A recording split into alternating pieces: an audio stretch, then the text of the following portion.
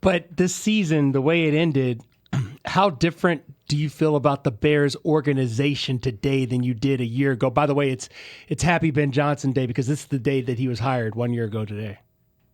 Yeah, I think you nailed it. So it was funny because I have become so attached to the Bears and how much I love them now. But here's what I'll say, and this is kind of how I wrapped up my breakdown this week was if you were to ask me what you just said, hey, how much more I can't even measure how much more optimistic I am that they are in a substantially better spot, right? I feel like you kind of, I feel like unless you're a part of the national media and you don't watch the Bears that much, I think you know for sure, hey, Caleb obviously trending in the right direction from what he started at just operating this offense week one to the divisional round, right? Just like tons of growth. You can see he's on the right path. Obviously, it feels like we've got the guy when you watch Ben.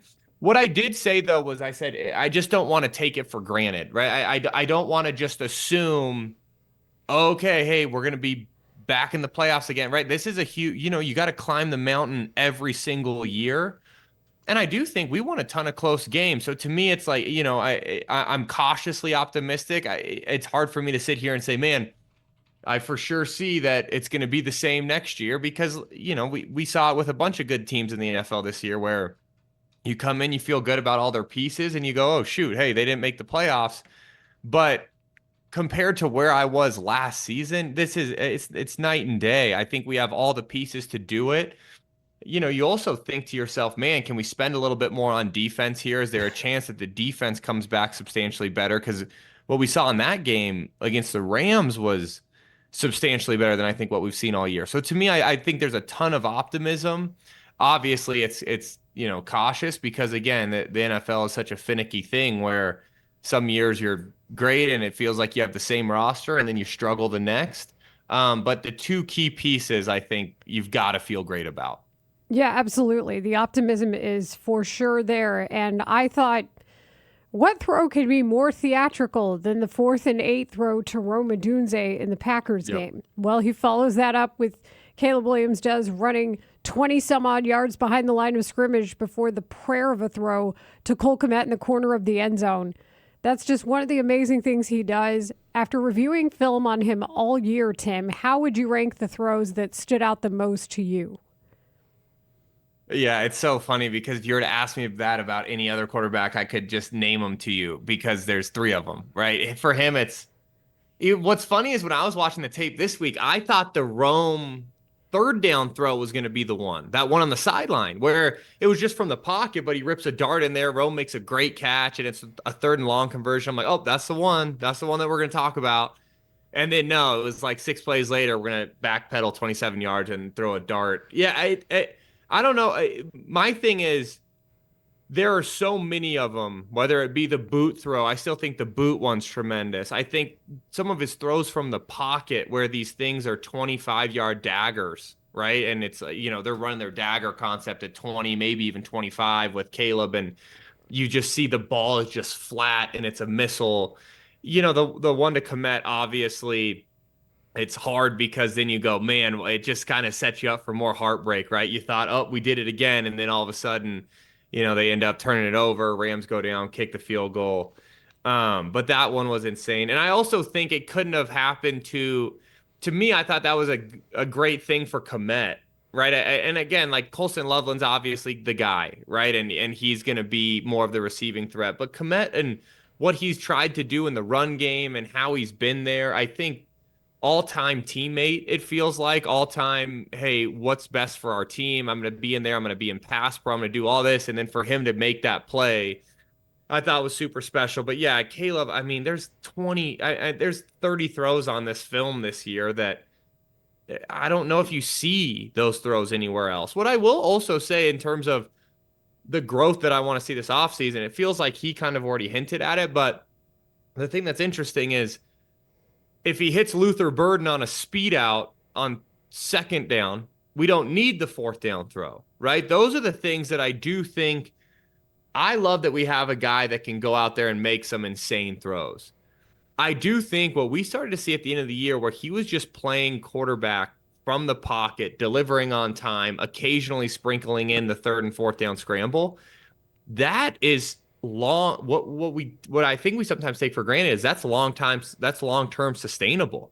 He can do that well into his 30s, right? Like you don't, you at some point you can't run around the same and do all that stuff. He might be the one guy that it feels like is going to be able to make that transition successfully, to where when he gets to the latter part of his career, like what you saw with Rodgers at the end, where the arm talent's there, but the movement's limited, he might be fine with that operating this offense as long as he can continue to grow the way he has. And I think he will this offseason. And that's the one thing I think if you look at the future, hey, if he can come back and can play on time more accurately, there's some real growth here. And that's kind of scary if you look at it from anyone else's perspective, that, hey, this Bears offense is probably just barely scratching the surface of what they can be. Tim Jenkins joining us as he does each and every week here on Rahimi, Harris, and Grote. And we got to address it, Tim, that final throw that Caleb Williams made for this season. He, DJ Moore, not on the same page. Tell us what you saw on that play. Help us understand what happened. Here's what I'll say about that play, and it's interesting because it feels like everybody's already piled on DJ, and I don't blame them, I guess, for that when I watch the film. I also feel like it feels like Rome and DJ pull off of their routes like at a similar time, as if, and I don't know, you have to look at it, right? Like you have to be in the room. It almost feels like they think it's not the coverage for the play, but Caleb and Ben then indicated that they felt like it was a great look and there's a ton of voided space and it feels like DJ should be flatter. It's one of those where I have a hard time because I have a ton of respect for DJ Moore too, in terms of like what I feel like he is effort wise. Like I don't feel like he's that guy in terms of pulling off. I also think it's clear on the tape that he's pulling up, but why he's pulling up, what he thinks he sees, it's hard for me to go. It's such a Caleb Williams, Ben Johnson play call and execution of like, hey, we just got a big fourth down sneak. We ran the ball. Let's go for the jugular, right? And it's so easy to second guess and say, man, let's just kind of continue in our offense. Like, let's give me Boot, give me, Komet on the short route, give me Luther Burden in a quick game. It's hard. If I'm looking at it from just a strict evaluation standpoint, I see, oh, hey, flatten off the over route. Looks like it's there. But again, I'm not in the building to know, hey, was that the look we were expecting? Is that where we want to go with the football? Should we have gone to Monungai on the, hey, we can check it down to him. There's 5 yards of space. It's hard for me to really know. I do like to believe that game on the line, chance to go to the NFC Championship, a guy like DJ Moore isn't pulling off his route because he thinks it's a premier look, right? And there's an argument to be made, which is you never pull off your route no matter what, right? Like they're the purists of it, and I like to believe that too, the same way I like to believe that I get up at 4:45 every morning, but sometimes the bed feels good and I hit the snooze, right? So to me, it's like I don't really know. I don't know. Looking at it, I see both sides of it, which is it feels like the safety's already driving down. If I'm DJ, do I pull off it? I also see, shoot, man, if you flatten that thing off and I'm playing quarterback, there's a huge void back there. Well, I'm going back so I get it from that perspective too. It is one that's hard for me. I mean, it feels like the narrative is that DJ messed up. DJ's horrible. Let's get him out of here. I'm not really sure that I want to go to that camp. I don't really feel like that. But I get where people are coming from when they do see the film copy of it. To your point, Tim, and I agree. I thought the conservative play, Monungai, you're already nickel and dime. They can't stop the nickel and diming of this offense as it's going down the field to get in field goal range, to set up Cairo Santos. But something you just said, I'm curious because Ben Johnson told us at the beginning of the season he wants Caleb Williams to see the field as he sees it and vice versa. Is this something where maybe the head coach and the quarterback need to get with that pass catcher's room, the receivers, the tight ends, and make sure they're also seeing coverages and the like in the same way that the quarterback does to make sure this thing doesn't happen in year 2 of Caleb Williams in this offense? 100%. And that's the thing is it's, it's a huge, I mean, obviously this was a glaring play, right? Because it ended the Bears season, but it's so much deeper than that. There are so many things that need to be addressed, and it's not just this, it's everything. Hey, where do I want your slant angle against this coverage? Go back to the Colston Loveland play, and Chris Collins were speculating that he's supposed to sit down against zone and only take it on the under against man. There are all these sorts of plays where it's like, we've got to continue, right? That's the next step. And it's funny. I mean, Sean Payton, you guys know the big storyline in Denver right now. Hey, Jarrett Stidham's going to start. Sean Payton just came out and said, I've always felt like it takes a quarterback 3 years to master what I want. I mean, think about that. If Sean Payton's sitting there going, I've coached Drew Brees, I feel like it takes 3 years. Everybody in Denver's now saying, hey, Stidham's in year 3, right? We got to feel good about it. But think about that for Ben Johnson and Caleb Williams. If it's 3 years, this is year 1, right? We're 20 weeks into this thing or whatever it was. How much more growth? And then why? Well, there's all these variables that, hey, I want your angle at this. And then now it's not only Ben and the receiver coach, it's Caleb starting to echo to the receivers. There's a ton of growth that's going to come from this game. I think the reason it's hard for me, and it's like funny, the reason I'm having a hard time with this loss is because it just feels like, oh, okay, hey, you're all the way back at the bottom of the mountain, and it feels like you had a chance, right? It feels like, man, we actually had a realistic chance to win this thing, get to the NFC Championship game. Seattle does look like a buzzsaw, but hey, can the Bears, play good defense, not turn it over? So it does feel like, man, we had a chance, and nothing's guaranteed. What I will say though is all the fixable items, we're going into this offseason with really addressable things that I feel like are easier fixes than where we've been in past off seasons of, hey, we got to figure out, do we have our quarterback? Do we have a coach? Do we have a scheme we believe in? All those sorts of things that are 90% of the game we have. Now we got to tighten up the 10, which is the difference between winning in the divisional round and moving on. And again, I do think it's addressable. I think you're dead on, though, in terms of Ben and Caleb have to see it one way, and then from there, they have to articulate it to the rest of the building how they want it to be seen. It's going to be way easier when Caleb is also out there demanding certain things that is aligned with what Ben wants versus just Ben kind of dictating all of that as Caleb starting to learn it as well. And Tim, since this is our last official meeting, we are always sad to see you go, but it has been a wonderful season. We heard Caleb Williams say yesterday that he wants to drill down on the footwork and mechanics.